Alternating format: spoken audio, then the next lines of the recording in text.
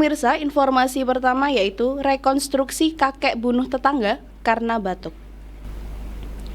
Kasus pembunuhan yang dilakukan oleh seorang kakek berusia 70 tahun di Desa Tegalrejo Mayang, Jember mengalami perkembangan. Dan untuk mengetahui seperti apa perkembangan dari kasus tersebut, saya akan mencoba untuk menghubungi Kapolsek Mayang yaitu Ibtu Bejul Nasution. Dan pemirsa, saya sedang mencoba untuk menghubungi Ibtu Bejul Nasution selaku Kapolsek Mayang. Halo, selamat sore, Dan. Selamat sore. Baik. Perkenalkan, saya Silvi dari Gatekeeper News FTV Jember, Dan. Ya, Mbak. Assalamualaikum. Waalaikumsalam warahmatullahi wabarakatuh. Baik, Dan, mengenai perkembangan dari kasus pembunuhan seorang kakek yang ada di Tegalrejo di Desa Tegalrejo Mayang, bisa diinformasikan seperti apa, Dan? Baik, jadi kejadiannya hari Jumat tanggal 2 Juli 2001. Betul? Sekira jam 14.15, ceritanya Pak Karno sekitar jam 13.30 bertamu di rumah korban yang bernama Mesran. Betul? Setelah berbincang-bincang bersama istrinya Mesran selaku korban, tidak lama si Karno itu batuk, memang batuk. Iya. Akhirnya tersangka lewat. Setelah mendengar batuk, si tersangka yang namanya Hasan alias Basri pulang ke rumahnya. Tidak jauh dari rumah Mesran, sekitar 200 meter. Lalu si Pak Karno itu bergegas pulang naik sepeda motor, berpapasan dengan tersangka, disapa. Setelah disapa dengan biasa, Pak Karno masuk lagi. Lalu dia mengambil sajam celurit, lalu diasah. Setelah diasah, celurit tersebut dipegang tangan kiri, lalu menuju ke rumah korban Pak Mesran yang sedang duduk di pos. Lalu Pak Mesran mendatangi rumahnya ke pos itu dan bersalaman, lalu tersangka Pak Hasan itu minta maaf, saya minta maaf. Iya. Mungkin saya ada lupa, saya luput. Lalu si Pak Mesran korban berdiri. Iya. Lah berdiri, loh, kenapa? Oh, kamu minta maaf dan bawa celurit. Ya, saya minta maaf. Mungkin ada salah saya. Setelah terlena, si Pak korban itu memanggil istrinya. Si celurit itu dipindah dari tangan kiri ke tangan kanan. Tidak lama akhirnya korban menoleh ke istri, lalu disebutkanlah ke leher dan ditarik. Nah, setelah ditarik, akhirnya sampai sedalam sekitar 8 cm, jadi kerongkongan itu putus. Iya. Si Mesran itu memeluk ke tersangka, lalu didoronglah ke kayak tempat sampah gitu, yang sudah. Setelah itu didorong jatuh, tapi oleh Mesran masih oleh tersangka Hasan dibacok lagi tangan kirinya, mungkin kalau nggak salah luka. Lalu tidak lama istrinya minta tolong, datanglah saksi namanya Pak Budi itu untuk merebut sajam yang di tersangka itu. Iya.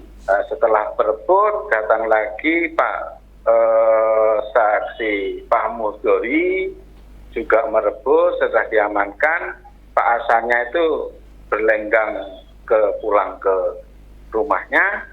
Setelah tidak lama ada seorang pemuda datang ke Polsek untuk melaporkan, kita cepat tanggap, respon cepat tentang kejadian itu, lalu bersama-sama kita amankan namanya Pak Misran selaku tersangka dan kita amankan ke Polsek. Betul. Korban Misran kita bawa ke Puskesmas Mayang untuk dilakukan visum et repertum.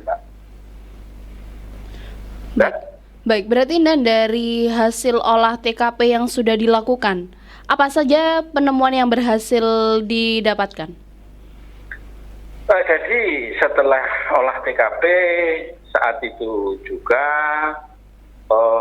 bahwa senjata tajam kita amankan, lalu bekas senjata tajam yang menggorok lehernya Misran sedalam 8 sampai 9 cm itu.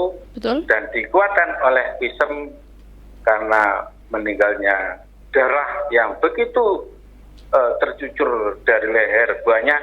Dengan demikian mengakibatkan korban Pak Misran meninggal dunia. Ya? Baik. Lalu untuk motif dari pembunuhan itu sendiri, dan bisa disampaikan apa motifnya? Jadi motifnya itu, Pak, asal tersangka itu apabila ada orang batuk, dia itu tersinggung. Bahwa tersinggung dengan orang yang membatukkan, dikira dia itu menghina dia. Kejadian yang lalu, tahun 71 juga yang sama, ada orang yang batuk lalu digorok lehernya dan meninggal, dia dihukum kena 98 dia keluar dan sekarang dia melakukan kejadian yang serupa. Betul. Dan demikian ancaman hukumannya itu seumur hidup sesuai pasal 340, betul, sub 338 dan disebutkan lagi 351 ayat 3. Jadi pembunuhan berencana. Kenapa kok dikatakan berencana? Karena dia membawa tajam dan diasah. Dengan demikian ada tujuan berencana diasah biar cepat kalau saja mengena orang cepat dalam lukanya itu. Baik. Lalu pada saat ini tersangka berarti sudah dilakukan proses hukum yang berlaku seperti itu, Dan? Jadi tersangka sekarang sudah ditahan, sudah dilakukan pemeriksaan secara intensif, saksi-saksi, terutama saksi istri, saksi Pak Karno, saksi Pak Budi, dan saksi Mudori. Jadi ada 5 saksi yang sudah kita periksa. Semuanya berkas sudah hampir selesai. Bahkan kemarin sudah kita lakukan rekonstruksi adanya kasus kejadian tersebut. Baik. Lalu terakhir, Dan, yang bisa disampaikan oleh Ibtu Bejul Nasution selaku Kapolsek Mayang, himbauan dan harapannya ke depan ini sendiri seperti apa, Dan? Jadi saya selaku Kapolsek Mayang menghimbau kepada warga, masyarakat, saudaraku yang ada khususnya di Dusun Kamsawala, Desa Tegalrejo, Kecamatan Mayang, tentunya sebagai pembelajaran kejadian tersebut. Ini yang pertama dan yang terakhir, jangan sampai terulang kembali di wilayah kita, wilayah kami.